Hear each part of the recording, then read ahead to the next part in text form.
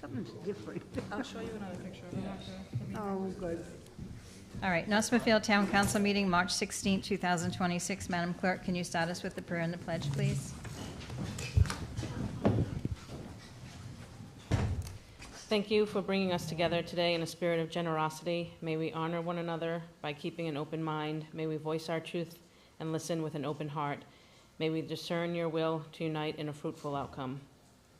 I pledge allegiance to the flag of the United States of America and to the republic for which it stands, one nation, under God, indivisible, with liberty and justice for all.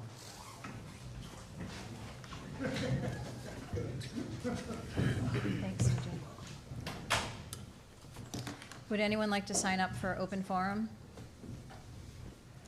Can the town councilors speak in open forum As themselves? As themselves? As themselves, yeah. Anyone want to sign up? Yes. Yeah, I just want to make sure there's anyone. Okay. All right, roll call, please. Mr. Biragad? Here. Mr. Christopherow? Here. Mrs. O'Hara? Here? Mr. Punchak? Here. Ms. Alves? Here. Open forum pursuant to 42-46-6D, maximum 3 minutes per person. Kevin Carrier.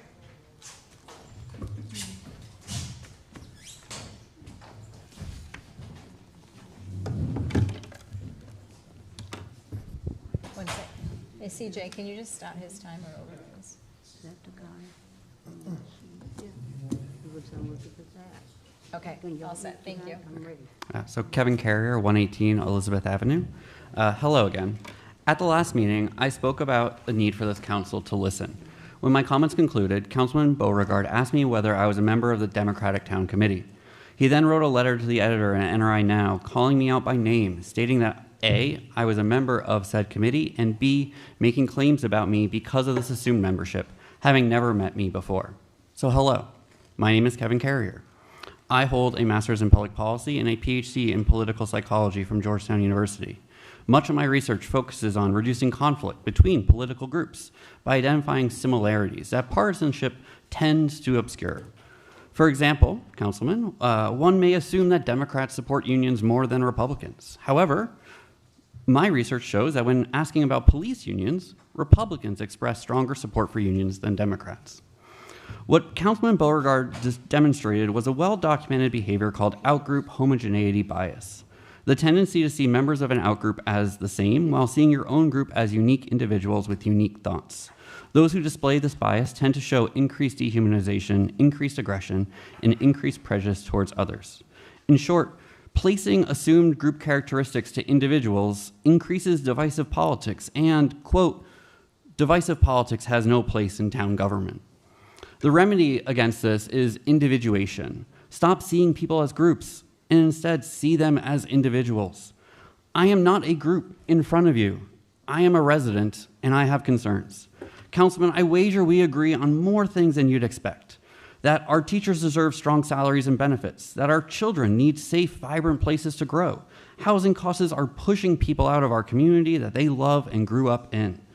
But I can see the agreement we share, even as I'm fundamentally uncomfortable when an elected official responds to a constituent's concerns by demanding to know their party affiliation, then using their public position of power to call me out by name, make assumptions about who I am, and about the views I hold. Your letter to the editor noted that I offered no suggestions or solutions to real issues. I did. I asked you to change or step aside. What more can I do? Should I run against you? You tell me. I'll close with this. The next time a resident steps up to this microphone with a concern, please don't ask them what side they're on. Listen to the individual in front of you, not the label you've assigned them. Thank you. Thank you. He doesn't even realize what he's saying. You're assuming what you're saying is correct. All right, can we move on? Discussion by council vote, other action on consent agenda. All this, Mike, you missed it. You're late. Okay, can you, 3 minutes, please? Yeah, you usually say anybody else on that. Yeah, I just wanted to know if the budget for the town, for the administrator's recommended budget, could be put on the website if it hasn't already. Has it? The last time I checked, it wasn't up. It's Not up yet, it'll be up by the end of the week. Okay. Has it been delivered to the Budget Committee yet? Because it's a public document. Department heads only, not the administrator. By charter, it's supposed to have been in by the second Monday of March. Probably a week ahead from last year. Well, that's not in. You got my answer. Okay. And you see no need to follow the language in the charter? No. Good. Okay. Discussion by council vote or other action on consent agenda. All items listed in this section are considered in one motion. There'll be no separate discussion of these items unless a councilor requests, in which event the item will be removed from the consent agenda. A, town council minutes of February 17th and March 2nd, and then communications, animal control monthly report for February 2026, North Smithfield Fire and Rescue monthly report for February 2026, North Smithfield Municipal Court monthly report for February 2026, and North Smithfield Police Department monthly report for February 2026. Anyone like to remove anything from the consent agenda? I would like to remove both sets of minutes, please. Anyone else? All right, on the meeting minutes of February 17th, at the bottom on the first page, when we're talking about the town council sitting as the Board of Licensing, the motion, it says to waive transfer fees, but it was really to waive the license fees. And then,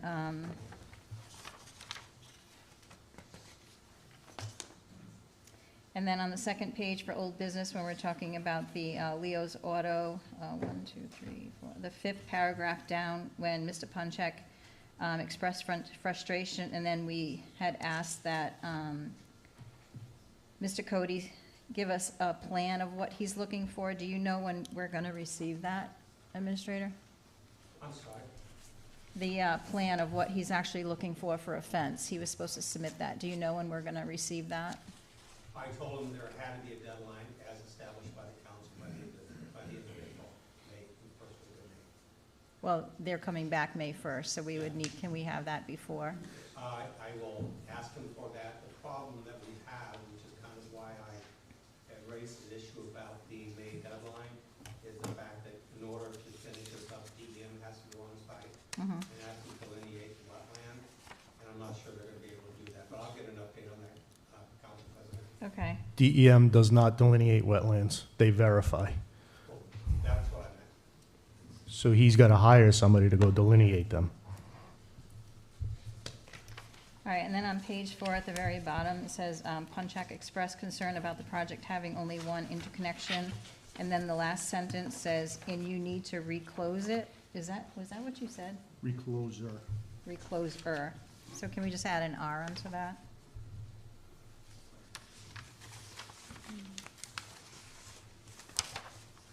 And then on the meeting minutes of March 2nd, for roll call, you have Mr. Biragad, Mr. Cristofaro, so can you fix that to Mr. Cristofaro? And then Mr. Punchak was noted absent for the evening. Can you just fix the evening? And application for temporary exemption on page 3. They talked about the electric company, and it said running from, isn't it Nasonville substation? Not Masonville, right? It's Nasonville, so can we change that? And that's all I have. Does anyone have anything else? Anyone like to make a motion to approve the consent agenda as amended? I'll make a motion to approve the consent agenda as amended. Second. It's a motion and a second. Any further discussion? Roll call, please. Mr. Biragad. Yes. Mr. Cristofaro. Yes. Mrs. O'Hara. Yes. Mr. Punchak. Yes. Ms. Alves. Yes. Discussion by council vote or other action on payment of bills. Anyone have any questions?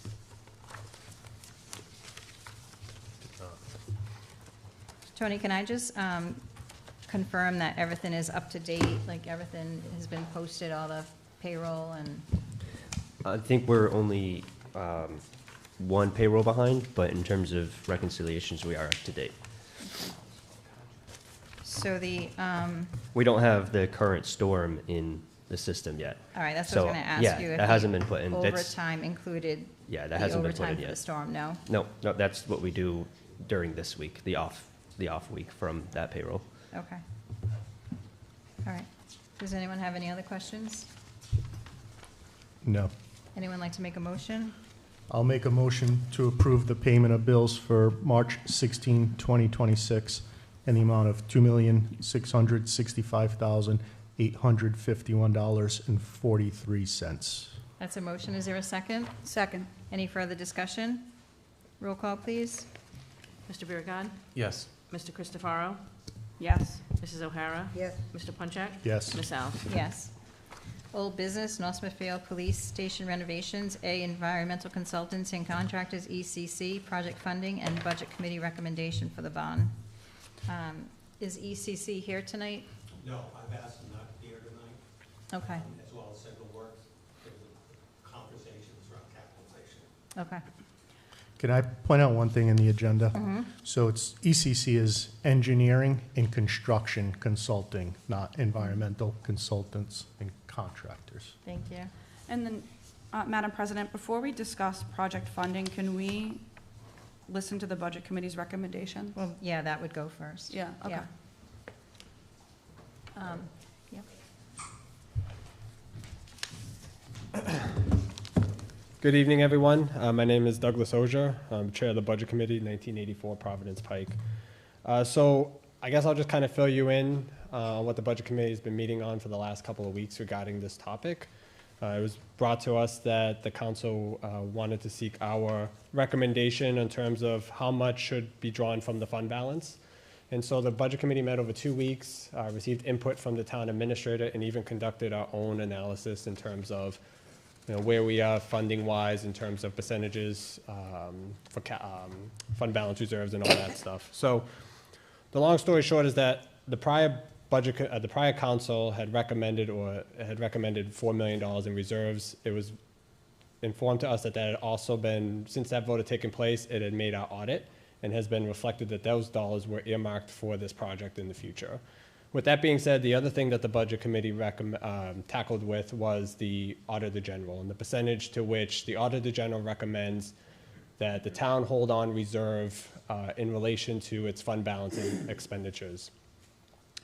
After a little bit of math, to which Kevin Newton, he's not here tonight, but he kind of traced the numbers for us and verified that even with the 17% threshold, which is a percent higher than our own ordinance states, the town would still be in good financial position to meet that goal and still be able to fund the $4 million out of the fund balance. So the Budget Committee's recommendation at the following that last meeting, which was last Thursday, which is why I don't have a memo and I apologize, it was late,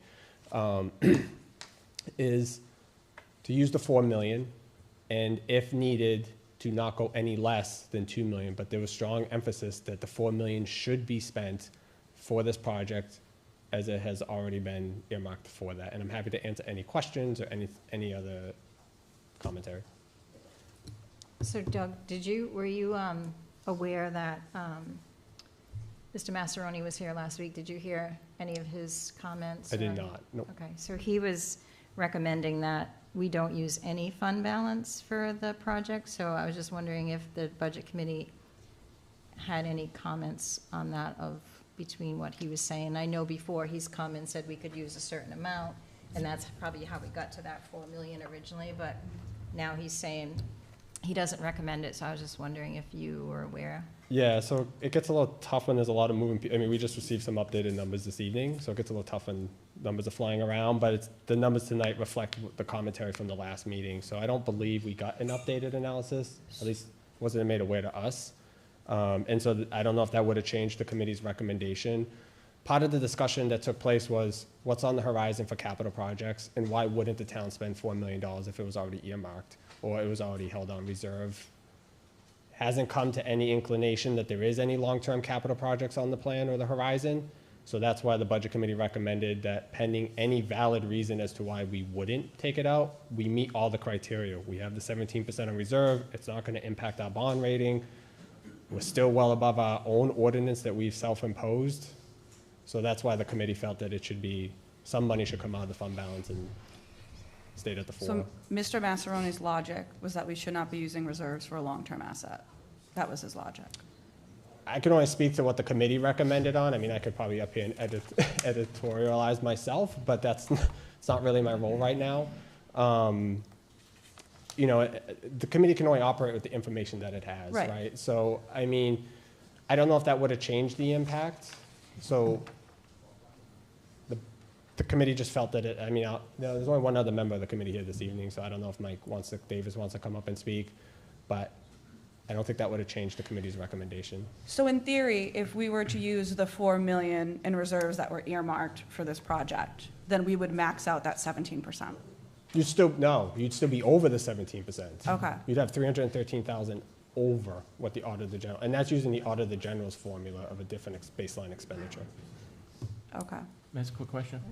So, just to clarify, so when you say use 4 million, you're saying that instead of taking 9 million out of the bond, you take 5 million? Correct. But it's over, the estimate of the building exceeds $9 million, it's closer to 11 million, so now we're saying take $6 million out of our fund? So so the only information we've been told is that the project was slightly over and that there's some value engineering taking place, and that it sounds like there's gonna be some continued value engineering to take place on the project. So it sounds like in this document I have here, the total cost was 10.6, and then the total cost was, with net capital sources, was 9,139,288. I don't know what number it's gonna end up to be, that's not really the Budget Committee's role. The Budget Committee was only tasked with making a recommendation, and the Budget Committee had no valid reason not to say to use some fund balance, and felt that it was appropriate to use the 4 million that was already reserved, but if the council decided not to, they should at least use some of that fund balance, and the lowest number they got to was 2 million. But was there a strong emphasis on the 4? Council President, can I just answer something to respond to Councilman Beauregard's question? If you take the money that we currently have set aside for this, we're at $9,140,000. So we're $140,000 over that $9 million.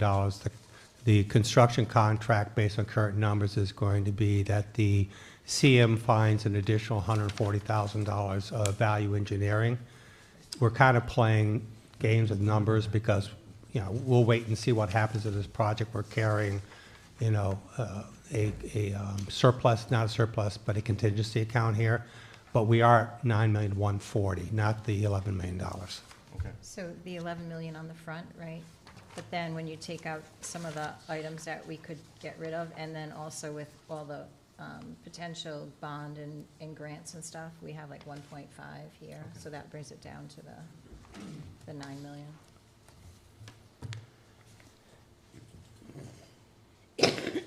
Okay, so Budget Committee's recommendation is 4 million, with the least amount being 2 million. Yeah, correct. The committee felt that it was appropriate to use fund balance for this project. Again, working with the information that the Budget Committee had available. But like I said, I don't think, based on the conversations last Thursday, that would have changed any of the decision-making from the committee. The committee's been focused on trying to align both short-term projects with long-term capital planning and long-term project planning. And so with the absence of any long-term projects sound like they're in the pipeline, at least for this budget and maybe even next budget, felt it was a good use of capital. And what information were you given for like long-term capital, or what capital played into your consideration? Specifically, we asked about the Hallowell project. Sounds like there's not a lot of, at least immediate traction. There may be some other stuff. There was a conversation about school capital and maybe the roof with a ride reimbursement grant, and then some water line projects, but. Some what? Some water line projects, but nothing, I mean, some of these projects have been going on for years. So without any resolution, we felt that this is the immediate project. To fund this project, cross it off the list, get it done as fast as possible, and that would free up money for future projects as well. Maybe not necessarily from fund balance, but maybe there's alternative funding sources that could be addressed as those projects materialize. Does anyone have any other questions for the Budget Committee? Thank you. Thanks, everyone. Appreciate it. Thank you. Thanks, Mike.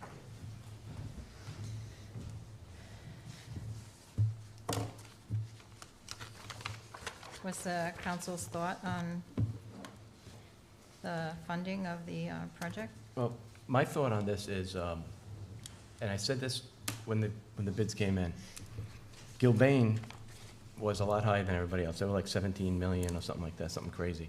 And Gilbane is a legit company. They are doing a lot of work around here. They're doing big projects down at URI. So my concern was, what is Gilbane seeing? Why did Gilbane look at that building and say 17 million and everybody else was so low? So my concern now is that we're gonna get into this building and the costs are gonna go up a little bit. We don't know what's gonna happen when you start opening up those walls. And we just, we're gonna limit ourselves, we're gonna lock ourselves in, and then we're gonna be in big trouble. We're gonna have to start taking more than $4 million if you know, worst case scenario happens. But it doesn't allow us for that buffer in case the worst does happen. So I think we're really playing with fire if we, you know, if we start tapping into our reserves. We're gonna have to tap into them anyway. We're gonna go, it's gonna go over. I'm telling you right now, it's gonna go over. As soon as they open up those walls. Gilbane's not stupid. They saw something in that building that made it, that they came up with a much bigger number. So I think we gotta prepare for the worst. Anyone else?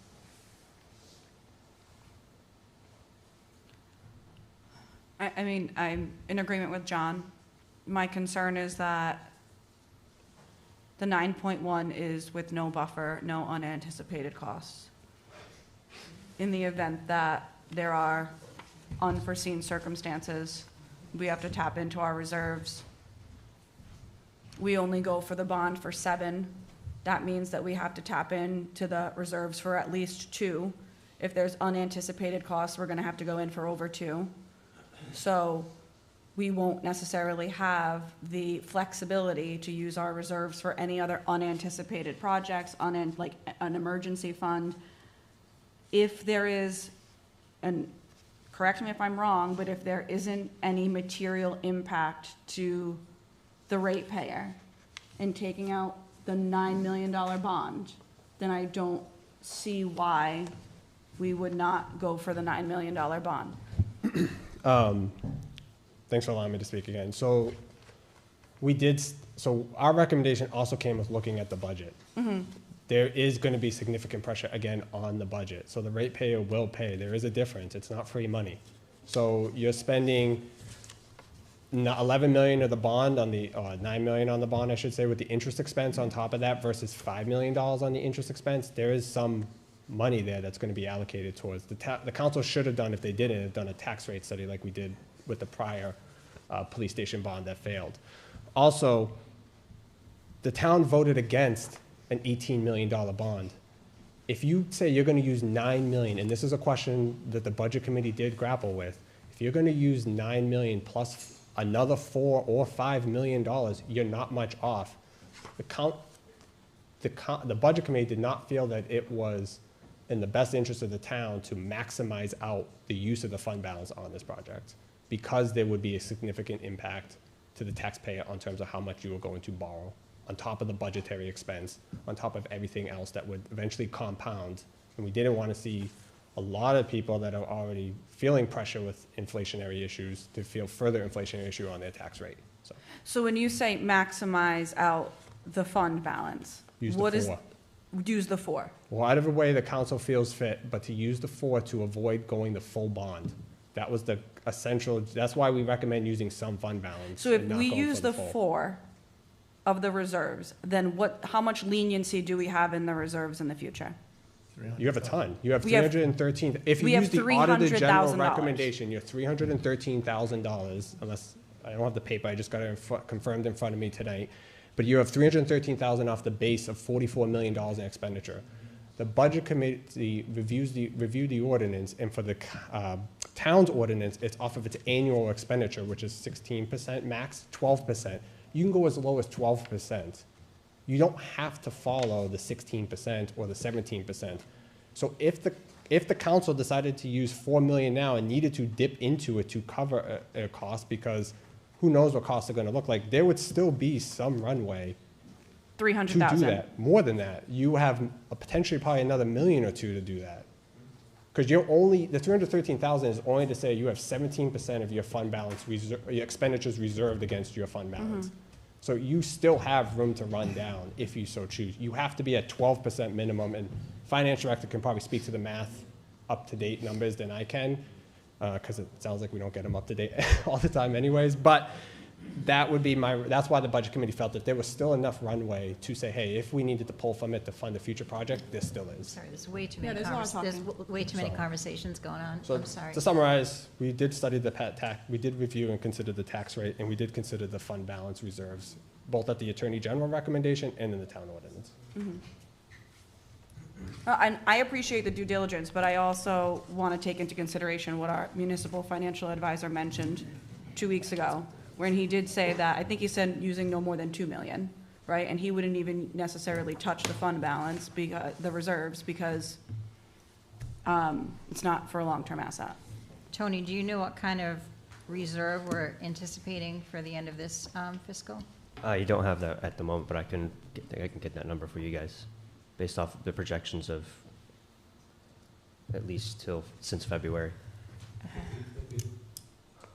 Correct me if I'm wrong, Tony, but if we look at history, it's been typically running around $900,000 to $1 million. So we're looking at potentially another $1 million, Theoretically, yeah.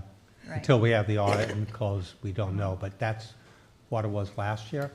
So theoretically, there hasn't been a material change in anything. It could Yeah. be the same. Yeah. Yeah. Can somebody explain to me what the difference would be to the tax rate if we were to use the $9 million bond or do a $7 million bond with $2 million in reserve? I believe, and I might be wrong on this, Councilwoman, but I believe that the original numbers that the fiscal advisor ran, it was translating to, like, I think it was $130 per ratepayer A month? a year. A year? However, what that did not take into consideration was the retirement of debt in 2027. Right. The retirement of debt is greater than the new debt payments associated with the new bond. Now, with that being said, got to understand that there are other larger budget issues here. We have to vet through the whole budget because everything's moving. But if you segment out our bond or our debt payments with the payment of the school bonds off in 2027, we will be to the positive by about $300,000 to $400,000. So if you use that in an isolated case, you would argue that there would be no impact on the ratepayers. But you have to look at the total budget, Right. to get an accurate assessment of that. So then, and I'm not great with numbers, I don't pretend to be. That's why I ask a lot of questions when we talk about numbers.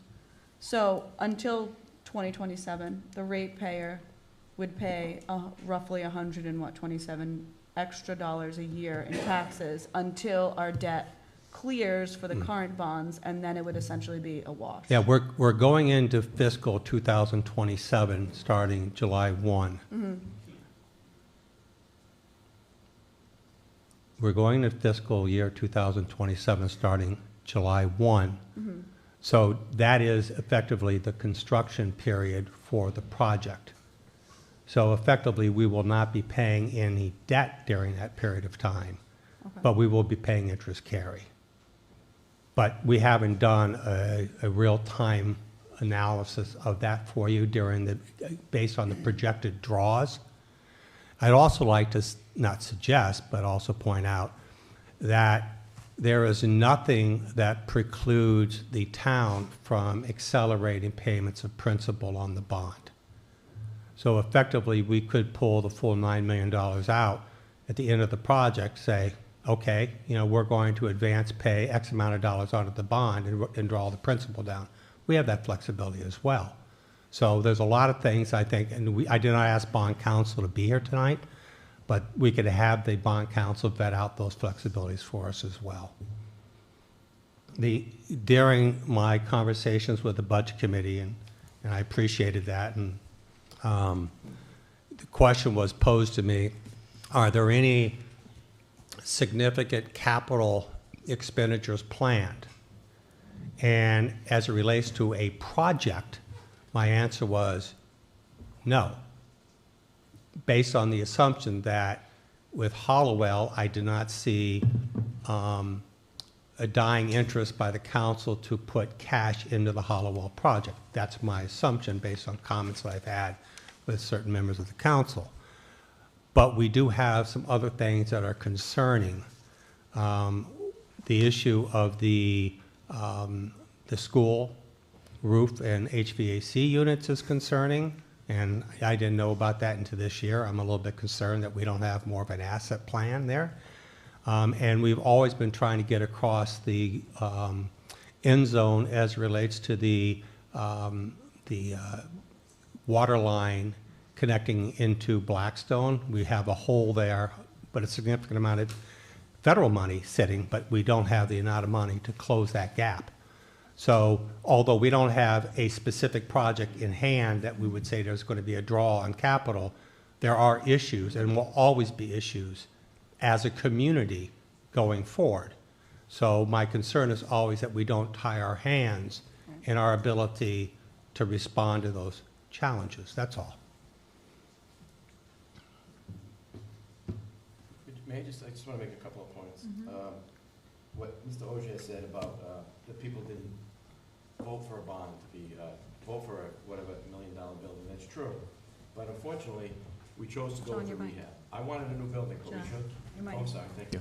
We chose to go with a rehab. I was hoping we had a new building, but we didn't. So now, we don't know what we're gonna get when we open up a wall or a ceiling or something like that. And when we open it up, we can't say, oh boy, that's gonna be because of money, let's close it back up. That's not an option. So, I think we're playing with fire if we don't allow ourselves more of a buffer. And, because we're gonna have to tap into reserves, I guarantee it, even if we take out the 9 million. And then the second point that I wanna make is, how long is the bond for? 20 years, right? 20 years. Well, the people, and I made this point before, but the people who put that money in the reserves are the people, the taxpayers of today. So if we spread that cost out, it's generational equity where today's generation will pay it, tomorrow's 2 or 3, 4 generations will pay equally for that building. We're asking the people today to pay for the lion's share of that building instead of sharing the cost among 20 years, among everybody over the course of 20 years. So it's important to think about that. You got to be fair. We're asking too much of the people, the taxpayers of today, to cover the cost of something that's going to be around for another 50 years. Budget. Yeah, you're still with the budget committee. So Yeah, that's why I want to speak to it. You're speaking So, on behalf, right? yeah, only on the budget committee's recommended behalf.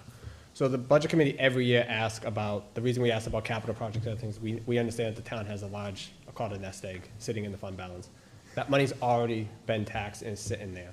So to use it now, you wouldn't have to worry about future taxation and stuff. So that's why the budget committee felt And she also was to use the full amount, because it had already been taxed. You don't have to re-tax people on top of the money they've already taxed to sit in our rainy day account, essentially.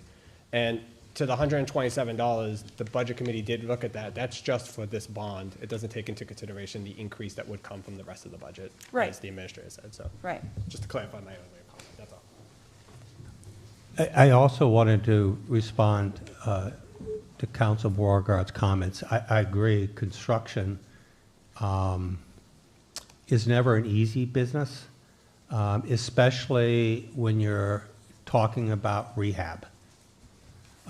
New construction is a little bit easier to define. I've spent 40 years in this business, where new construction raises higher risk are the areas of site development. But we have placed into this budget reserves both on the CM side as well as on our side, somewhere to the tune of about $800,000. And we also have set aside $500,000 on remediation because we know we have an environmental problem. To me, that's one of the bigger risks is on the environmental remediation. But, you know, but I do understand what you're saying, Councilman. I was involved with a project in Newport on the rehab of an old school into a tech center. And that project originally came in at about, I think we budgeted $5.5 million. It came in at $8 million.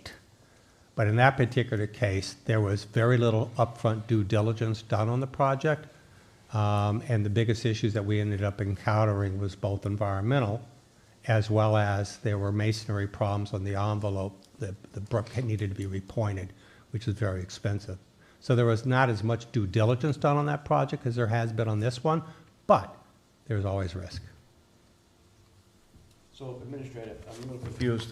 So where do you, what is your position on this?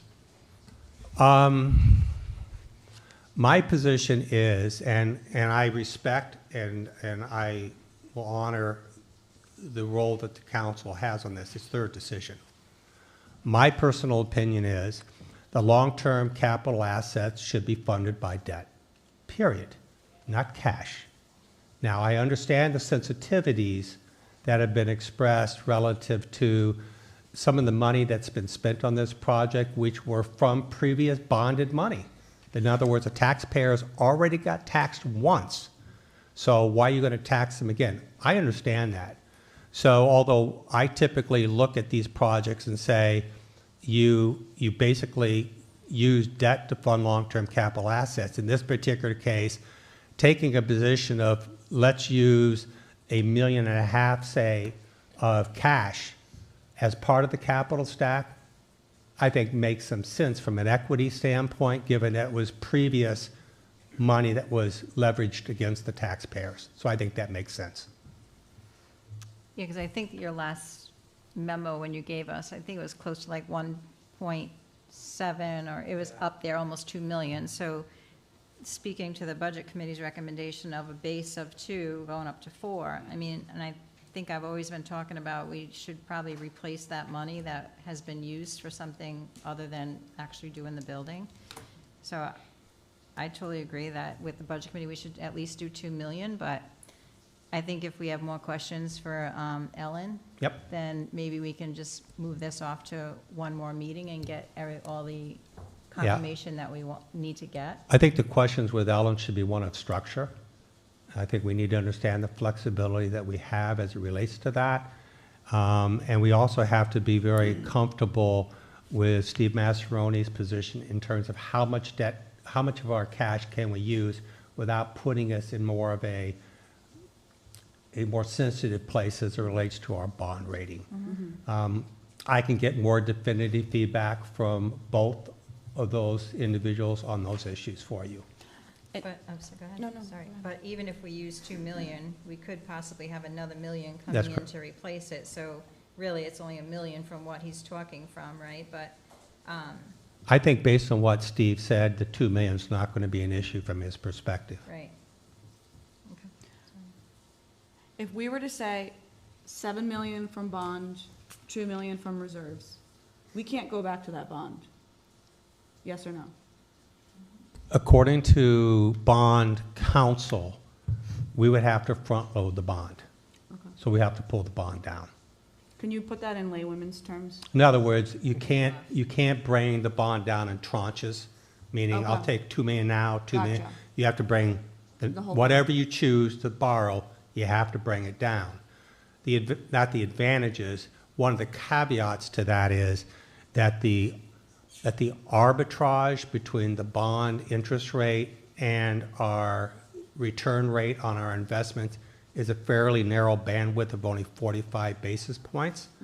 And therefore, it's not a big hit for us to do that, but she was very clear that's how you would do it. The other thing I had asked her, because I was under the assumption as to if the bond got to a certain level, we would have to go to a private placement versus a public placement. Her response was it's going to be a public placement Right. regardless, Yeah. because of the bond buyer market right now. I think I asked ECC this the last time we met, and I don't believe they provided us with a definitive timeline, but do we all have an understanding of when we need to make a final decision on funding strategy in order to meet these deadlines? They said they had a cash flow somewhere, but I don't think we've seen it. Have you seen the project cash flow? I've seen a draw schedule. Again, because of the change in the difference in the arbitrage, it's not going to be a big difference between the two. The idea being, if you're using more cash than debt, then the debt payment on the bond, the interest goes down. Right. but you're losing the return on the invested capital. Right. So you have to do an arbitrage between those two to get a more accurate assessment in terms of what are the real costs. You know, they've given me a draw schedule. My opinion is, you take a X million dollar project and you put it, if it's a $12 million construction schedule, you divide it by 12 and that's it. I mean, we could play games with this forever. In the end, it's not going to translate to any material difference. So if we had to fund the project in the beginning while we're figuring out what we're doing with the bond, do we have time then? Because we have. That is the correct. funds and we could reimburse ourselves whatever we decide That to is do. correct. Okay. Once the bond was approved by the voters, you can pay out of cash and get reimbursed out of the bond. Is it completely, so it's March? We have this, the bond's been approved. Yes. But we have a process that we have to go through to place that bond. If we were to start today, that bond would probably be placed around the first week in May or the Okay. second week of May. However, this decision, in terms of capital structure of this project, does not have to have an impact on project schedule. That's Okay. the important point. Right. And in fact, what we're looking at doing as they're uploading the construction plans to the building official tomorrow. And I've talked to the building official and I've indicated that, can we bifurcate the permit process and do a demo, remediation permit first before we do the full construction permit? He said, yes, we can. So that's what they have to do up front anyways. So we can still start that now and we can pay for those costs out of our reserves. Okay. This might be an asinine suggestion, but I'm gonna make it. It's March. March is over, in my opinion. April, May, we'll have budget. When will we start to have the budget, an understanding of budget? End of May? For, FY27. right. By that time, the budget committee should be around the final steps by mid-May. If all Okay. the meetings happen, we should have a pretty good understanding of where the budget's going to be. Can this funding decision wait until we have an understanding of 2027 budget?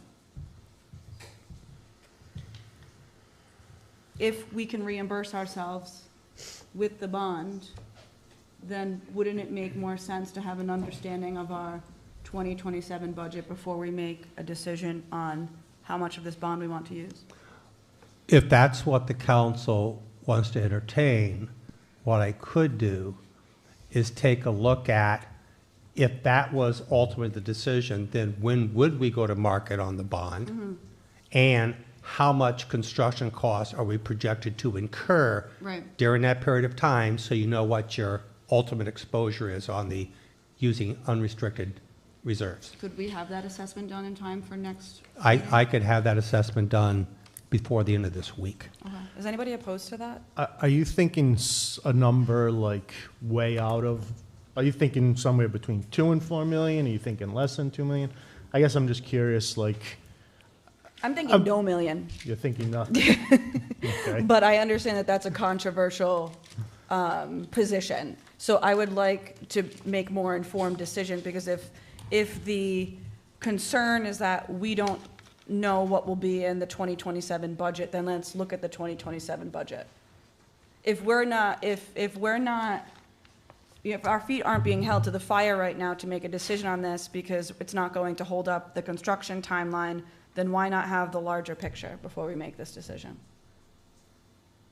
But it looks like Doug has comment from the Budget Committee. I just want to ask that if the council holds this decision to the end of the budget, that we would also have the ability to weigh in at that point as part of the larger budget process and work with the administration to evaluate the tax impact, all that, not in a vacuum, not just one bond as it relates to the whole budget, but to give you guys a more comprehensive picture and a more thorough analysis of that, because we were under the impression we had to kind of make a decision and recommendation, but ultimately we would have liked to have held that. So whatever that timeline looks like, even if it's before the end, as long as we can weigh in on that, I think it would be helpful and a good independent analysis as well. Would you have time to do that? Like, I know there's a lot to get everything together before presenting and stuff. Would you actually have time to do that? As long as we could have the resources and work with the administration and Tony, then we would at least have an input in terms of what it would look like from the budget. Because if we're doing the budget correctly, we should be able to say, here's the projected increase in the tax rate. They Yeah. already calculate that, and then here's the bond on top. So a lot of that's already being done behind the scenes. It's just now layering in the bond and assessing with the new information. I think more of a comprehensive assessment would be helpful. I think we're making a decision in a vacuum right now, and if we don't have to make this decision at this moment and we can wait to see the 2027 budget, I would be more comfortable making a decision on this funding strategy at that point.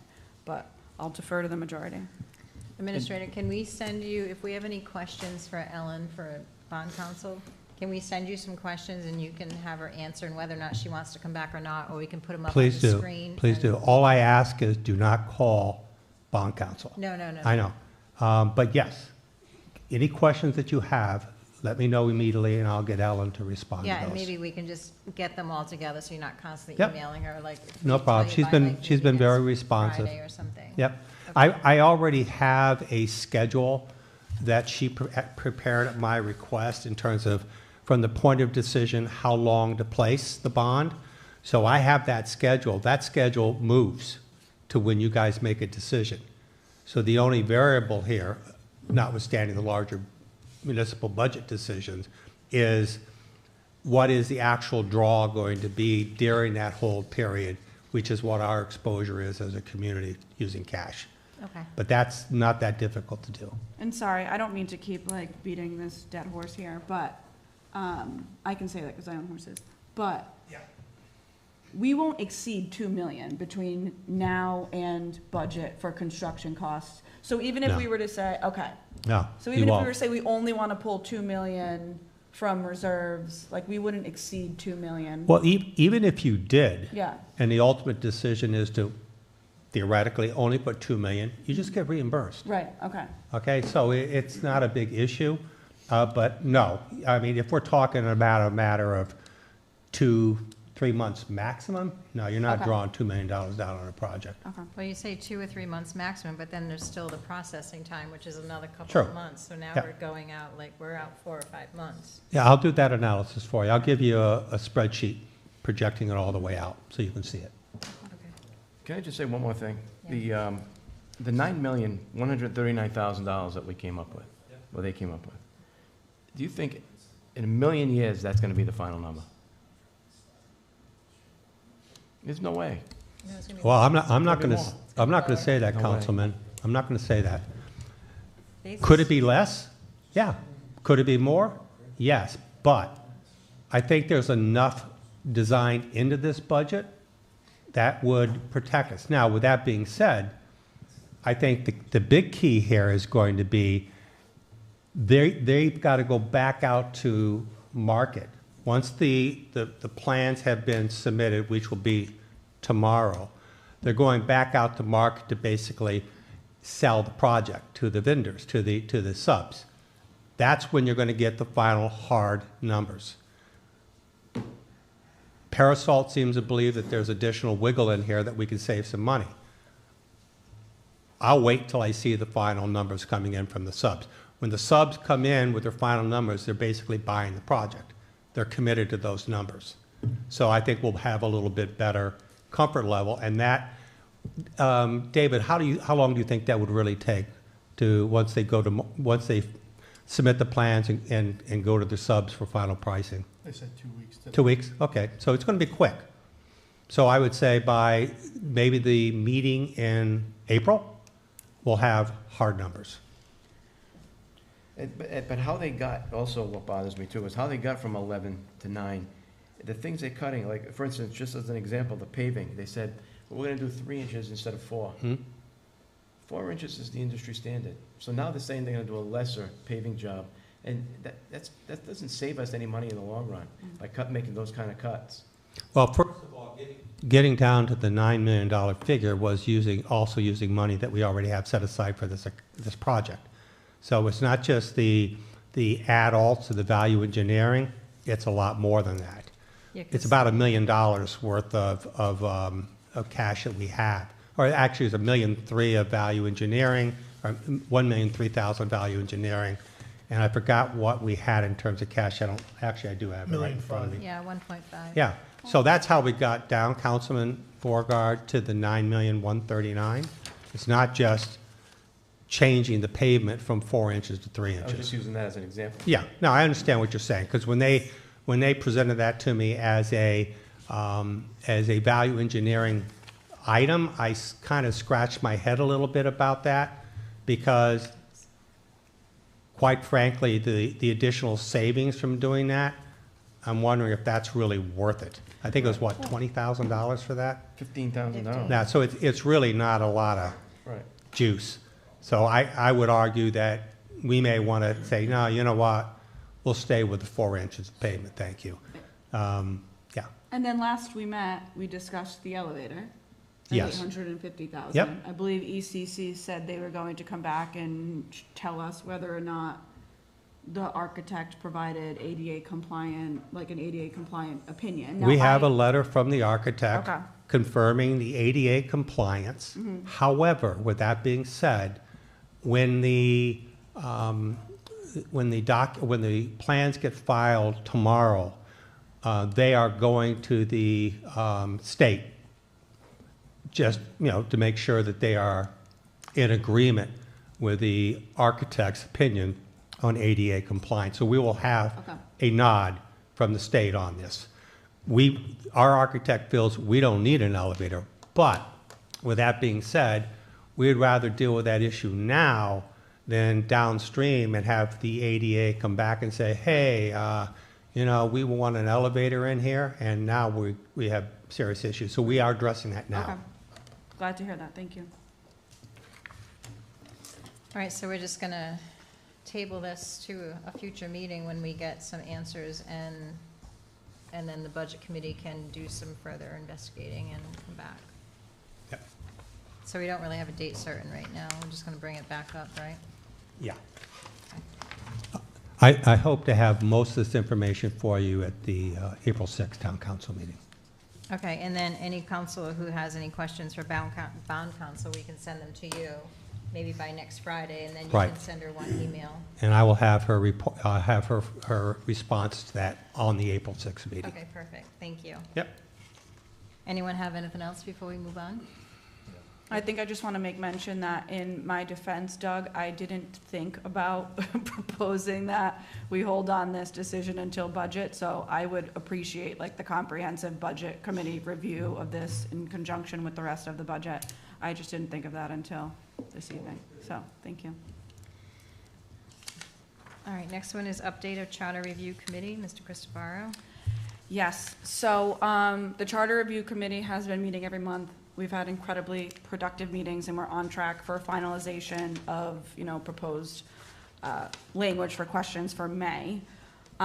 We'd like to meet collectively with the town council in April. Now, I believe that some of the April meetings are going to be, have some robust agendas. So our preference as the Charter Review Committee would be to have a meeting or be on the April 20th meeting agenda. That way we can review sorry, Claire, I didn't mean to put my back to you. We can review the proposed questions with you, get your opinion on them, and then be able to finalize language for those questions for May. So our preference is April 20th.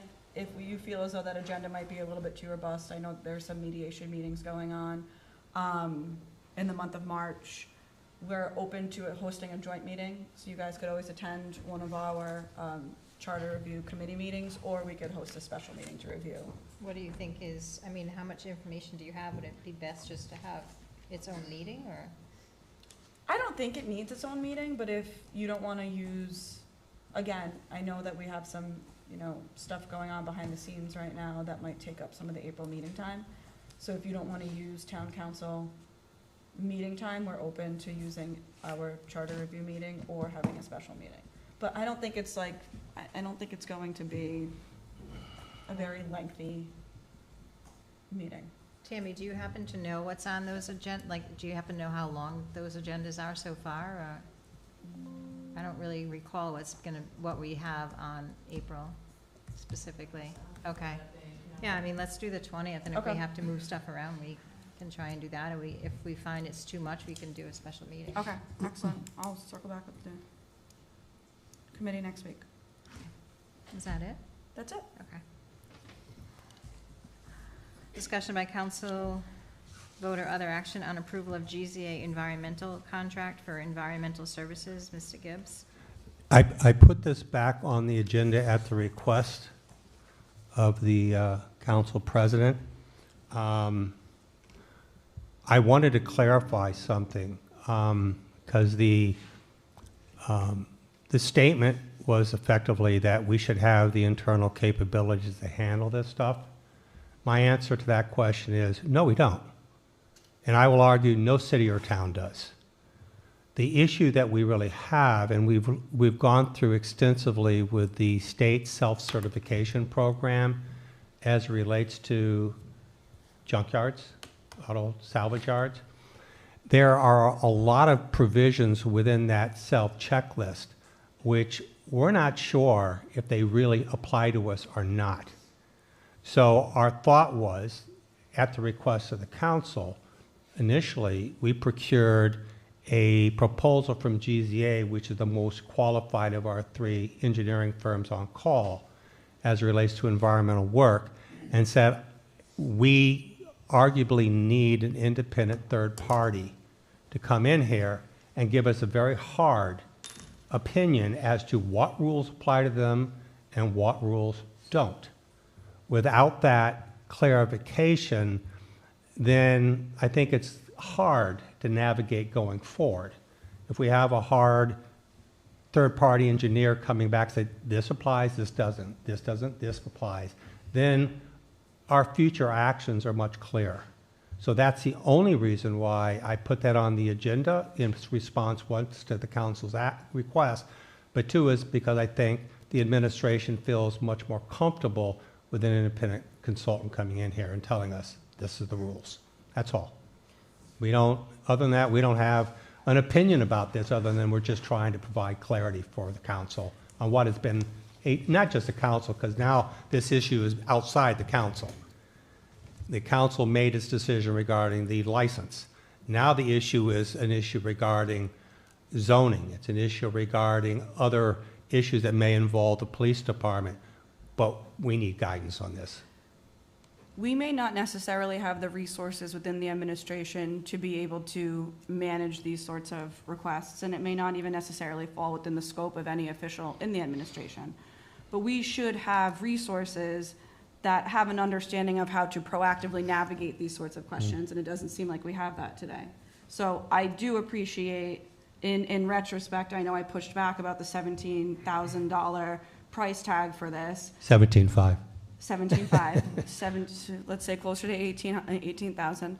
I balked at that a little bit, but in hindsight, I've given it some thought, and I feel as though, I feel a lot of things, but I think that this is also, again, with the $18,000 price tag, a good exercise for the town.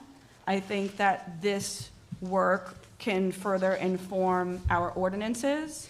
It will allow us to better understand how to navigate these processes in the future.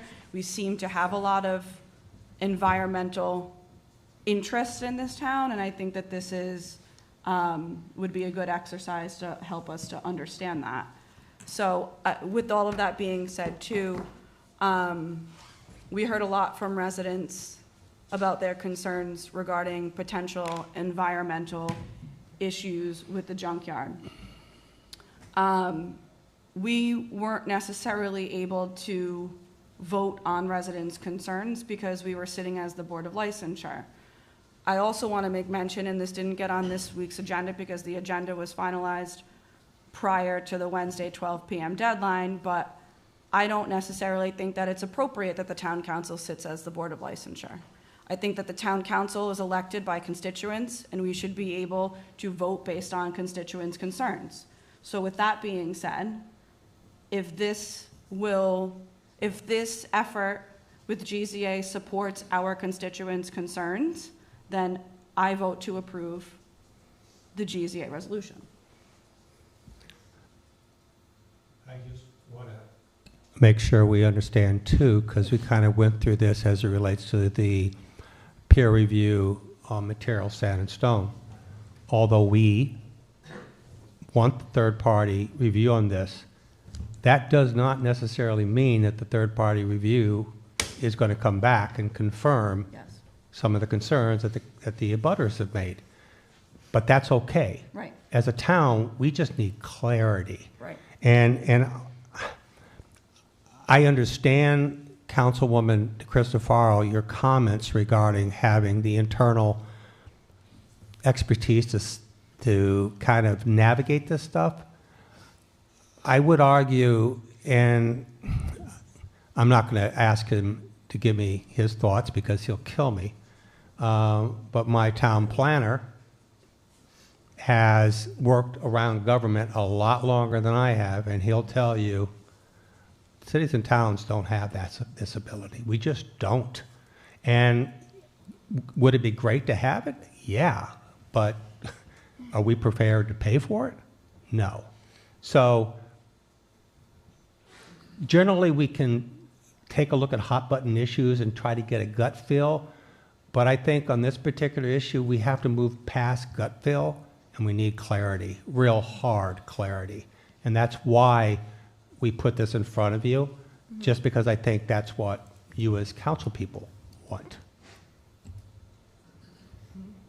And just One more point, that the funds that would be used to pay for this contract are out of the discretionary budget item, which is already in our budget. And that money is, if I'm correct, Finance Director, these are monies that are coming actually out of contingency. They are not monies for which the taxpayers were levied for. Can you explain again what the report, what it does? When I reached out to GZA, my point was, and I looked at the document that the state has as it relates to the self-certification program for auto junkyards. And within that document, there were numerous references to various state regulations and EPA regulations.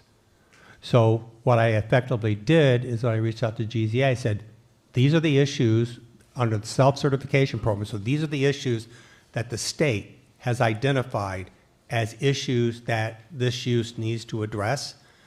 These are the issues we need to have clarity on. For example, soil erosion and sedimentation controls. Now, I've worked 40-plus years in construction. I know what that means. As it relates to this use, because I usually would, we're going to do a development project, and it's easier. In this project, there is no development per se. So how does that regulation apply? It's referenced in the state self-certification program. How does it apply, if at all, to this use, since this use has no buildings? And they're not building a building, not building a road, they're not doing any of that. Does it apply? It's those kinds of things, Councilman, that I'm asking clarity on. It's just simply a reflection of what the state identifies as important. That's it. We're not concocting any other issues based on public comments. We're using the basic self-certification program as the guideline. So it's based on public comments, not the building inspector? It's nothing that the building inspector came up with, it's based on public comment? No, this is actually based on the state self-certification program and their document and all the regs it references. That's what it speaks to, because those are the issues that the state has identified as germane to this use. That's what we're using. In essence, it's a summary of state regulations amongst the 3 or 4 governing bodies for this use. That's DVR, correct. That's correct. DVM. Yeah. But Yeah. they're also completing a site visit. I know there was a site visit listed. I guess Yeah. the only way you're going to conduct that site visit is he allows you on the property, right? Yeah, exactly. And I've got to clarify, well, yes and no. And you said it's DEM, Department of Administration, EPA, they're all involved in this. we know what's there. So the question would be, for example, to DEM, what applies to this use? They don't have to go on the site to look at that. What applies to this use? And then come back and say, yes, they have to have a RIPTES permit. That's what we want to know. Okay, if they need a RIPTES permit, then we need to tell, in this particular case, or anybody, you have to get a RIPTES permit for use for your operations on this site. If they come back and say you don't need a RIPTES permit, then we're not going to ask for it in spite of the self-certification program, identifying it as one of many layers of regulations. So my question is, what does the process look like after we have this report? So we get this report and it says he needs a RIPTES permit. Who's enforcing that? How are we enforcing that? Well, I believe that that issue would come before, and again, I don't want them to hate me, but I'll look at my director of planning.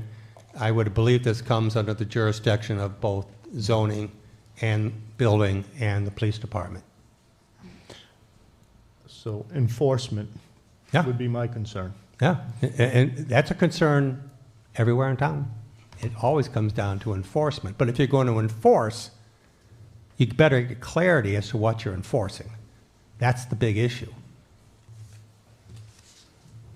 And then we do also have to go back and revisit the licensing piece of it too, right? Because that's really vague in how he can obtain, or how someone can obtain a license in that area. You mean on the state level? No, for the town. In the town? Yeah, I historically, I can't answer that question because he's had a license for a while. And that use has had a license since, I think, 1969.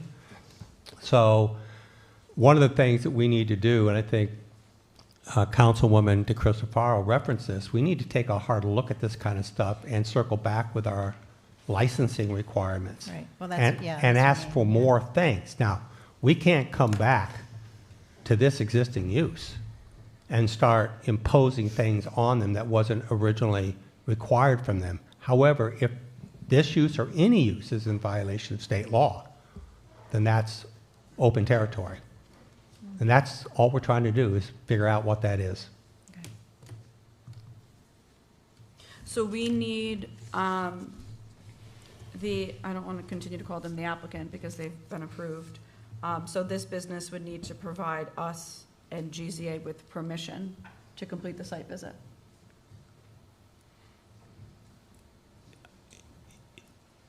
If there is a site visit required in some cases, yes.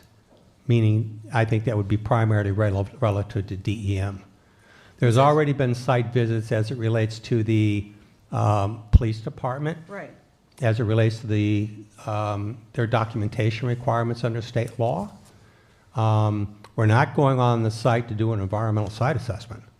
So it says, site visit. GZA will perform a field inspection to observe the site's compliance with regulations involving stormwater and groundwater protection, outdoor storage of hazardous materials, outdoor vehicle crushing, local zoning requirements, wetlands regulations, fire access, and property boundaries and site perimeter fencing. And given the current status of this client as it relates to zoning violations that are already been notified of, then I feel very comfortable that they will be more than happy to acquiesce to our going on site to look at these issues. Okay. And they have been, quite frankly, up to now, open to that. They've never said we can't come on their site. Okay. All right. Anyone have any other questions? Anyone want to make a motion regarding the resolution? I have a couple of comments on the Okay. resolution. Go ahead. So the state of Rhode Island is now the state of Rhode Island. We are no longer the state of Rhode Island and Providence Plantations. Shouldn't that be eliminated from the heading? Probably. Okay. In the first paragraph, line 13, environmental is spelled incorrectly. And then Are we talking about the resolution? yes. Okay.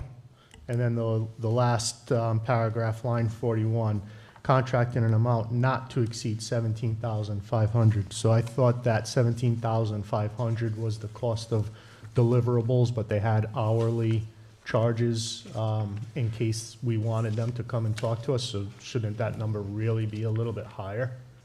Or, I don't have it in front of me, so I could be wrong. What I would do is I would Are you gonna request. beat 'em up? What I would request from GZA to include in that price to have one meeting with the town. Hold on, I'm doing the math. Right, it doesn't include the $230 an hour. So Scott's gonna beat them up for 2 hours worth of coming before the town council. I'll use my charm. There you go. Even better. He could be in trouble. Okay, I am going to, any other comments? So you can make a motion, just doing his amendments, yeah. Okay, I would like to make a motion to approve the resolution authorizing the town administrator to execute the GZA Geo-Environmental Incorporated contract to perform an environmental compliance evaluation for the auto salvage yard located at 955 Iron Mine Hill Road in the amount of $17,500, along with the amendments to the grammatical as well as the state title corrections.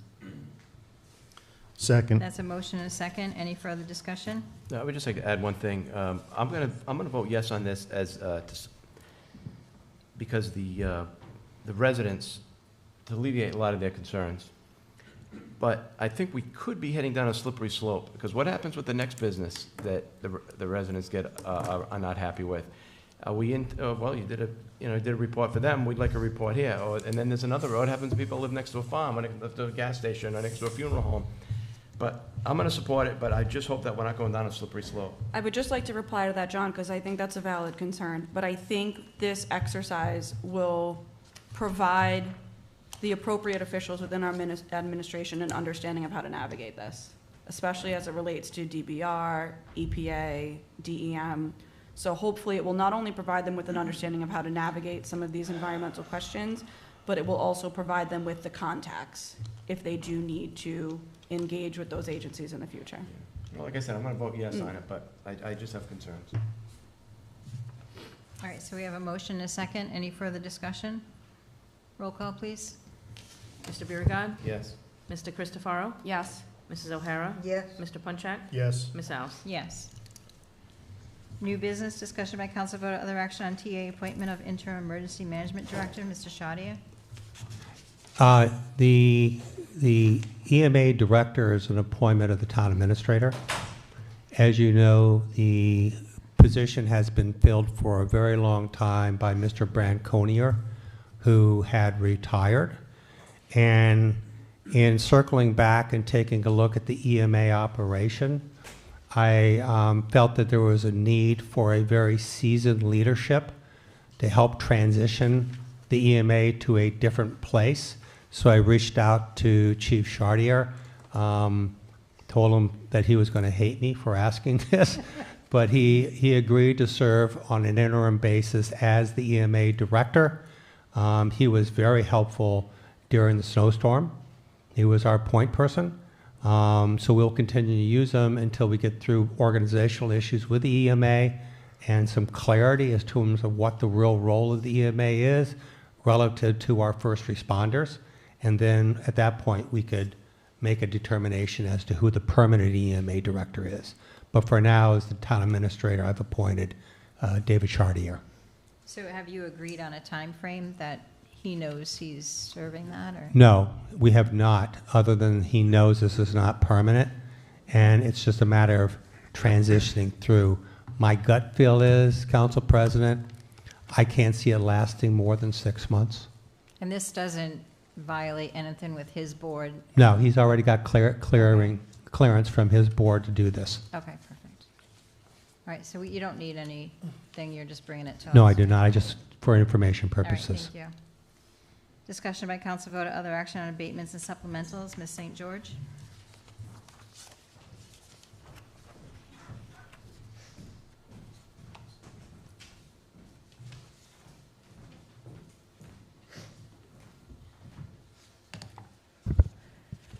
Good evening.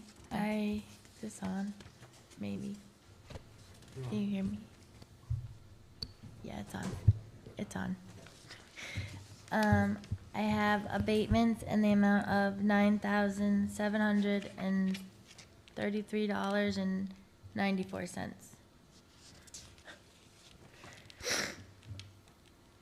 So the ones that say tax appeal assessor decision, is that just someone that came in and discussed their, what they received for their tax bill, or they didn't go through the actual process, or what does that mean?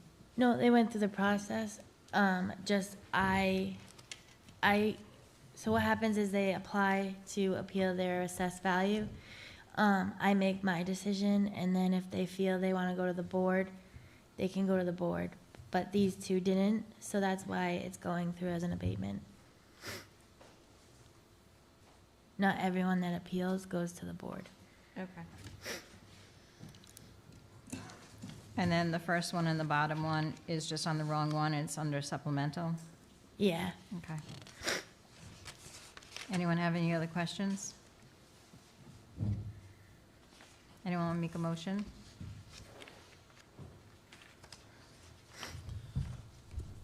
I'll make them, are we doing both? Supplementals and abatements?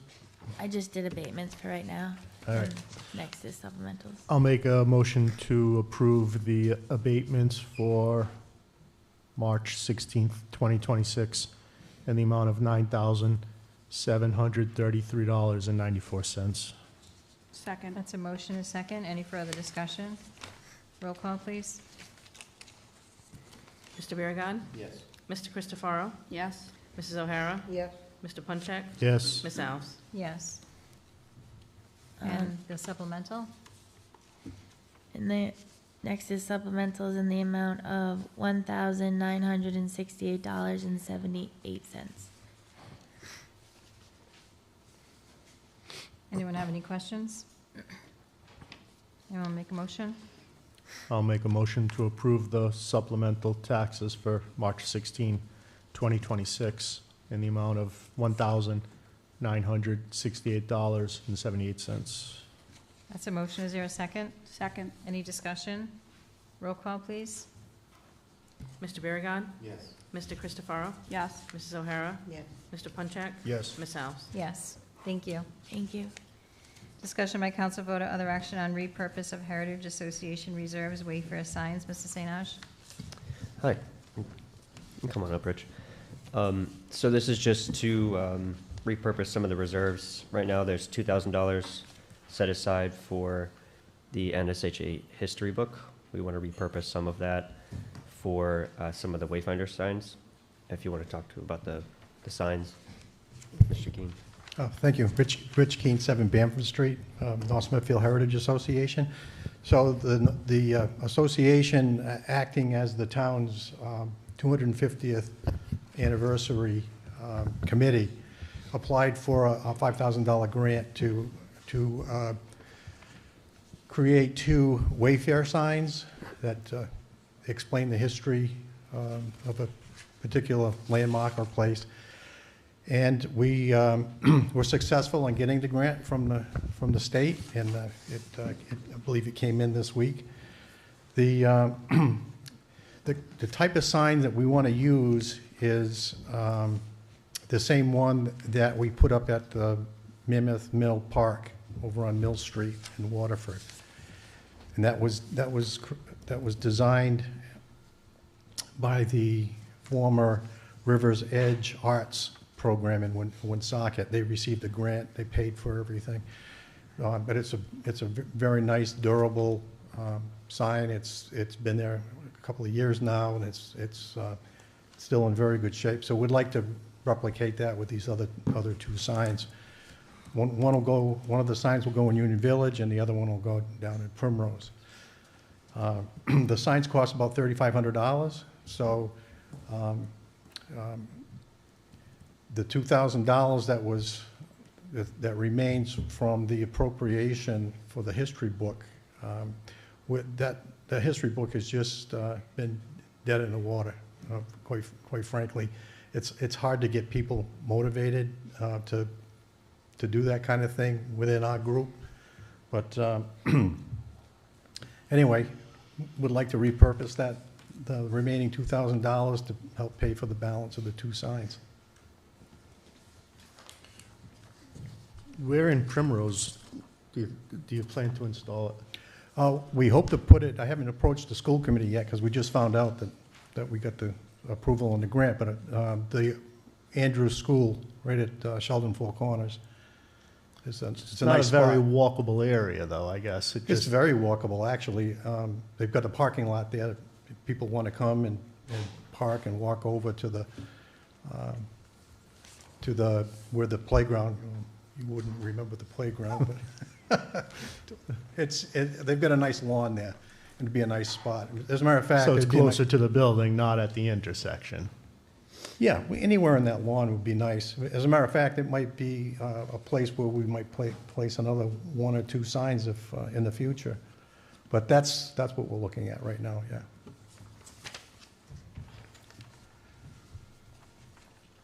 So, Tony, we just have to authorize are we moving it? Are we moving it from one code to another? No, or it's just gonna say under the same code, it's just basically changing the just title. changing the description? Yep, Okay. yep. And we figure we might as well use it again, because the reserves are being taken away at the end of this year, so we might as well use it So we're just going to repurpose the history book funds to this to Wayfair the signs? Wayfinder signs, Okay. correct? All right. Anyone want to make a motion? I will make a motion to approve the repurposing of funds from the history book to the wayfaring signs. Second. We have a motion and a second. Any further discussion? Roll call? Mr. Biragad. Yes. Mr. Christopherow. Yes. Mrs. O'Hara. Yes. Mr. Punchak. Yes. Ms. Alves. Yes. Thank you very much. Thank you. Discussion by council vote, other action on Prism Lights. Mr. Pendergast? I've been waiting with bated breath, right? You better be ready. You saved the best to last, right? Thank you, Councilor. Ray Pendergast, Director of Public Works. So I'd like an understanding of the scope of the contract that essentially costs the town $3,400 a month. Like, what does that maintenance actually entail? Since the process is that residents need to essentially self-report outages, and then PRISM addresses them. Correct. So the administration is going to have a meeting with the executive director. This contract's been in place since 2016. There was another part of the contract that was looked at in 2018. Some things were brought to light today. I had a short meeting with the administrator and the planner. So as of right now, the contract is still in place for a lot of things. I spoke with the executive director of PRISM. They're still our maintenance provider for our Smart Light program. There's a lot that goes into this contract. There's a lot of money that's been saved over the years. As for a street light out, I look at that as not an issue because I get an email every day about a street light out. And I forward that information to PRISM, and PRISM has their subcontractors go out and replace the light or fix it or whatever they have to do. With that also is a lot that goes into the Smart Light program, where they can brighten lights, dim lights, know what lights are out. There's also an arm to this that DOT is involved, Rhode Island Energy is involved, contracts are involved. So for me to sit here and go through this whole contract, I think that after our short meeting today, the administration is going to sit down with the finance director. We're going to sit down and go through this. I think that it's time that we have to put our hands on this, where the state takes over the lights on the state highways. Okay. There's just a lot to this, and I think that once we have this meeting and we bring in the executive director of PRISM, I think we'd be able to sit down and have a meeting with the council and discuss it in more depth. Yeah. As for a street light out on 1 Main Street, they're reported. There's never been an issue with street lights out in town that are not taken care of. So a few things. I didn't necessarily ask that this be an agenda item to discuss the contract. I asked to see the contract. So I appreciate you coming and providing a bit of an understanding of what that contract entails. Looks pretty lengthy. Yep, it I've is. got lots of time. I'm sitting at home with an 8-week-old, so I got time. But it's to also read. 10 years old. Right, okay.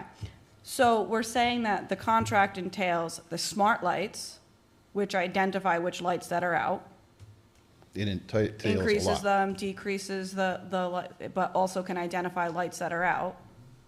But then we still have to self-report as residents when lights are out, so how is the smart light solving for when lights are out? And that would be a question for that executive director. Okay. Although, if I could jump in on that, and please, Director, tell me I'm wrong, which you usually do. I would never do that. But I think that when that question, it's not about an individual light, it's about a section of lights. Okay. And two is that the contract's very specific. It's the town's responsibility under the contract to notify PRISM of light outage. So it's in that contract. Now, as the director said, it's a 10-year-old contract, and there are quite a few issues, and a lot of them actually involve DOT and outstanding issues that we have with DOT on these lights in terms of payment. So it's a very complicated issue. Quite frankly, the contract that we have is technically no longer in effect.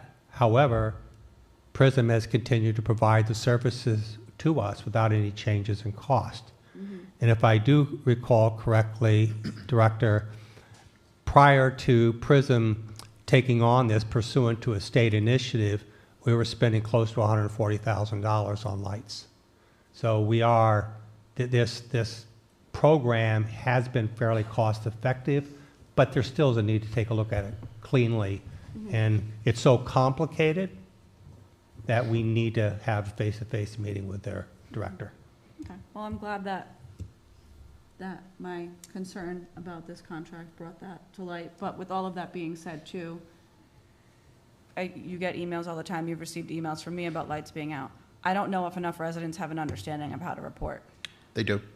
They do, okay, because It's like a pothole. I mean, I didn't know until I bothered you about it, and then you told me what the process was. I got two But today. I also see a lot of lights out on Pound Hill Road, and nobody brought it to your attention until I reported all of the lights that were out on Pound Hill Road. So obviously, the residents on Pound Hill Road didn't know how to report it.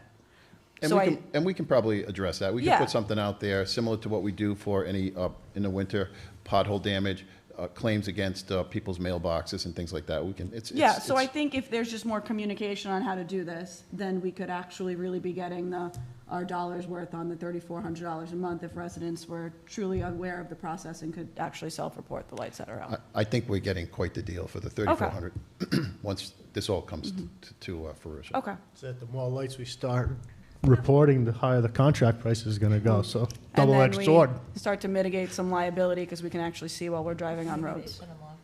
Are they turning back lights everywhere in town? We were all shut down at one time. And that's a good question, Councilor. I'm not 100% sure that the whole program has been converted to LED. So there's, and as the administrator has alluded to, there's a lot of questions that I have. I was kind of like not part of this for a few years. Not really sure why, but we're going to get our arms around this and move forward to get this program back. The program's a great program. We've saved a lot of money in the 10 years that this program's been in place. Sounds like they're peeling an onion. Well, it's just that they shut them off. They only kept one on because she was convinced they want to steal all the precious things or whatever. But she's with God now and moved. So, but it's very, very dark at night. Well, you have to self-report, Claire, Yeah. so if the lights are out, you gotta self-report to DPW. Tell So, 'em. but get out at night and go check your light. Let me know what the address is. No, but I think Don't what Claire's start, though. referring to is when didn't they shut off some lights before, I think before we moved to PRISM, wasn't there a time that not all the street lights were on? They were, Oh, yeah, there was. Yeah. and that was supposed to be temporary. So they're still out. They're still out, Yeah, they have one. Oh, wow. So they You didn't gotta- know how to report, right? I guess. Only Let one me know. light is on because this We'll do a woman- sidebar, Counselor. You can let me know the address and we'll look that for you. Yeah. When my kid All can't of them. sleep at night, I'm just gonna drive through Yeah, North Smithfield and I'm gonna make a go, list. There's no lights, unless Well, you everybody shouldn't be turns making a off. list while you're driving around with an. No, I'll get out. Don't get out of your car. Oh. Don't do that. Well, Just tell I us the specific general area, and we'll go out and Well- confirm. Jokes aside, I'm glad that we're looking into it. Yep, Thank we you. will. I'll let you know. All right, we all set on that one? Yes. All right. Discussion by council vote or other action on retainage release. Mr. Pendergast. This is the retainage that we hold on to when we have a contract. This contract was with T. Miozzi. We are no longer in that contract. That work has been completed. So they are requesting their, I believe it's $168,290.25 be returned to them. So these are all the issues that you had on the last paving job, right? Is that No, what this goes back to? In this case, the contract calls for a percentage of a retainage. This is the percentage of the retainage that we held back in the event that we needed to exercise that, which we almost had to, but they were more than generous to come back and do the work that we asked them to. And that's the reason for the retainage, to hold it back in case we're not happy with certain parts of the job that they do. So everything's been completed to satisfaction? To this date, yes. Anyone have any other questions? Anyone make a motion to approve? I will make a motion to approve the release of $168,000, $168,290.25 in retainage to T. Miozzi LLC, Peckham. That's a motion. Is there a second? Second. Any discussion? Roll call, please. Mr. Biragad. I'm gonna have to recuse. Okay. Mr. Christopherow. Yes. Mrs. O'Hara. Yes, Mr. Punchak. Yes. Ms. Alves. Yes. Discussion by council vote or other action on 500-gallon fuel tank bids. Mr. Pendergast? You should have in front of you a sealed bid. We went out for a bid on 2 500-gallon fuel tanks to be used at the Public Works facility at 281 Quaker Highway. There was one bid received from the John W. Kennedy. I shouldn't say that. There were 2 bids received. After reviewing the 2 bids, I did not take the lowest bid, who was Technology International out of Florida, for $7,040. The second lowest bid was from John Kennedy Company in East Providence, who we've also done some business with that type of fuel tanks and stuff.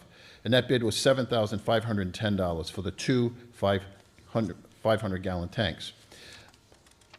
The reason for my recommendation going to the second lowest is there's a 14-plus delivery to get the tanks from Florida. I'm not comfortable with that at all. I spoke with the finance director. We would rather go with the local company. It's not going to be a 14-week wait or more. I'd like to use this money up. It's been in reserves for a year or so. It was approved in last year's contract in capital, so plus we'd like to get this work completed. So that's the reason for my recommendation for John Kennedy. So do we know if this quote is still valid? Because it was only good for 20 days. So is this still, are they still standing by this quote? They are. Couldn't get them to match the low bidder? Excuse me? Couldn't get them to match the low bidder? I don't want to violate any bidding. Use Scott's charm. Yeah. I didn't want the finance director to, get me in trouble here. It's Rhode Island.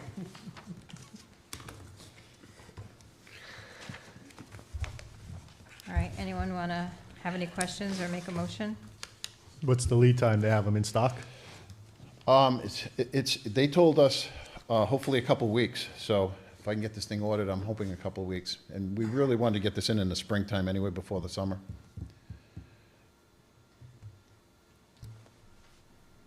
So what's the motion? You just need us to approve your decision on the bid? Yes. Okay, I will make a motion to approve DPW's recommendation on John W. Kennedy Company for 500-gallon fuel tanks in the amount of $7,510. That's a motion. Is there a second? Second. Any further discussion? Roll call, please. Mr. Biragad. Yes. Mr. Christopherow. Yes. Mrs. O'Hara. Yes. Mr. Punchak. Yes. Ms. Alves. Yes. Thank you. Thank you. Next item, discussion by council vote or other action on Axon Taser contract and IT support. We're going to actually move this to the April 6th meeting per the chief's recommendation. Discussion by council vote or other action on updated zoning regulations. Mr. Carullo, we have a continuation of public hearing, the second reading, and discussion by council vote or other action.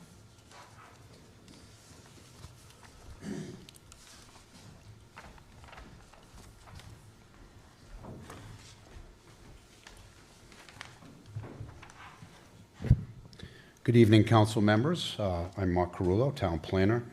I was here last month with our consultant and his associates, and we made a presentation to the council with regard to the zoning update. In the interim, I did send to the council members detailed changes of some of the comments that I had received from some council, in particular one council member. I hope you had time to review those changes. I provided also a response to the email as well as the track changes for the particular pages that required the update. I'm here to answer any questions or any questions from the public with regard to the changes in zoning. We did give a brief overview last time that the majority of the changes are required as part of the General Assembly's changes to the land use legislation. Those have all been implemented in this new zoning ordinance as well as some other changes. I could highlight some of those if you'd like, but we did go over them at the last meeting. We did update solar and combining the two ordinances and making that an overlay. We reviewed and updated the medical marijuana as well as the recreational marijuana, as that was something that was voted on by the general public with regard to a referendum that the town had never updated that section of the ordinance. And I think we eliminated a couple of elements in the zoning ordinance that are now prohibited for communities to review. That would be wetlands and septic systems. I didn't know if there are any questions from the council with regard to any of the particulars. I do apologize for including and plantations in the ordinance, and we will amend that. Anybody have any questions for Mr. Carullo? Were all your questions all set? Yeah, yes, that was good. So questions? we need to open a public hearing, right? Yes, please. I would like to make a motion to open the public hearing on the updated zoning regulations. Second. We have a motion and a second. Any discussion? Roll call, please. Mr. Biragad. Yes. Mr. Christopherow. Yes. Mrs. O'Hara. Yes. Mr. Punchak. Yes. Ms. Alves. Yes. Anyone like to speak in the public hearing? Just for the council's information, we did go through a public process over the last couple of years with regard to updating the zoning ordinance. I think Ms. Innes went over that at the last meeting, but we did have two public workshops, one on August 21st of '24 and one May 22nd of '25. We also hosted a booth at the 2024 Pumpkin Festival where there was information handed out and provided to residents who were interested. We also completed an online survey.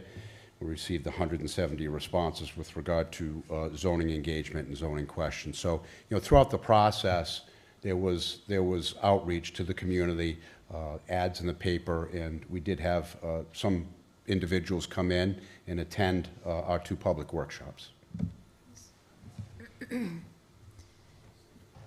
right, yep.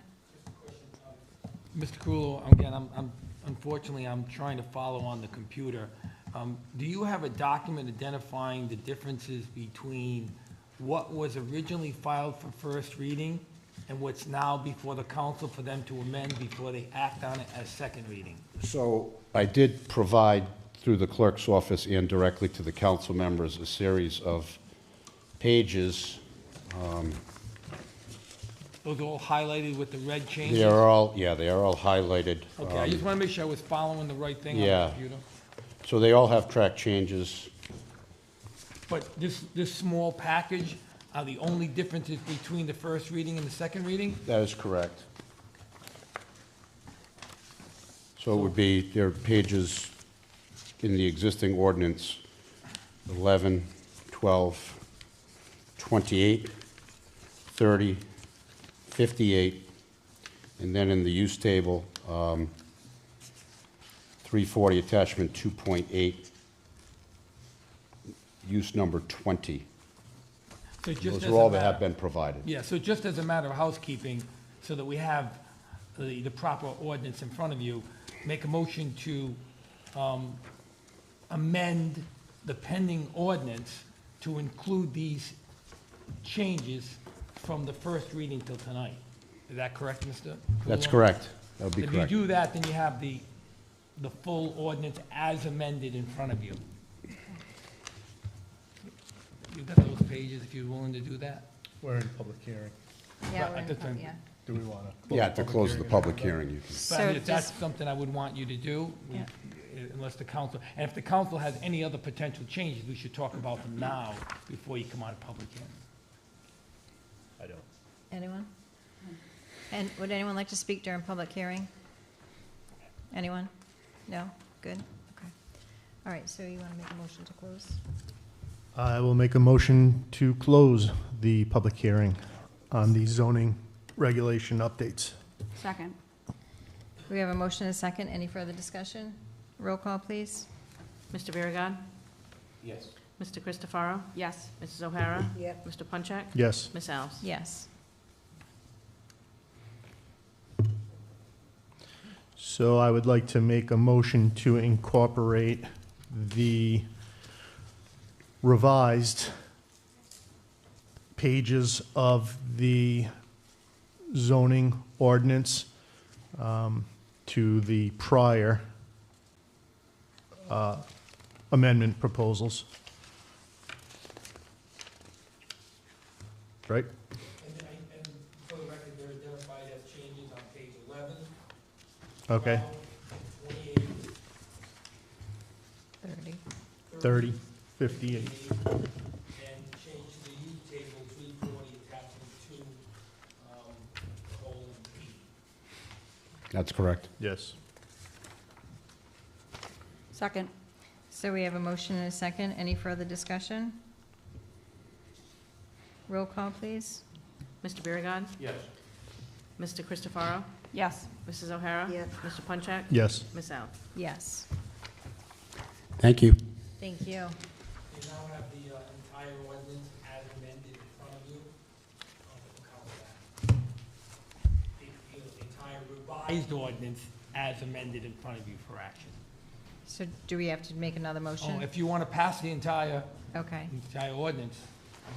Do we have to do anything for the second reading, or it's considered? It's here for a second reading. It's just been, the second reading of the document's been amended to add these 2 pages. We Okay. now have that revised ordinance as As amended in amended. front of you for action. Okay, so we want to pass, okay. So I would like to make a motion to approve the second reading of the updated zoning regulations as amended previously. Second. We have a motion and a second. Any further discussion? Roll call, please. Mr. Biragad. Yes. Mr. Christopherow. Yes. Mrs. O'Hara. Yes. Mr. Punchak. Yes. Ms. Alves. Yes. All set on that now? Congratulations. Yeah, Council, I just want to, again, it's not my role, but you all should be aware of how much work the planner Yeah. and the assistant planner and other people have put in, far much more work than I have, that they put in on this project, going over a couple of years, Mark, 2 years? Wow. 2 years, so. Thank you. again, Thank you. it's a lot of work, a lot of towns are doing it, and, a lot of work. What are you going to do with all your spare time now? I was just thinking about how to fill it, Mark.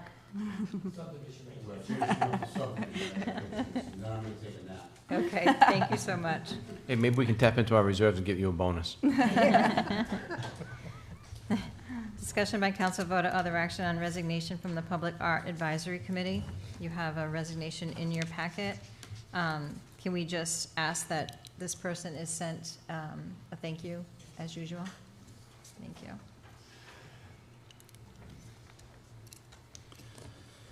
All right, executive session, closed session, discussion by council vote or other action. A, Rhode Island General Law 42-46-5A2, sessions pertaining to litigation.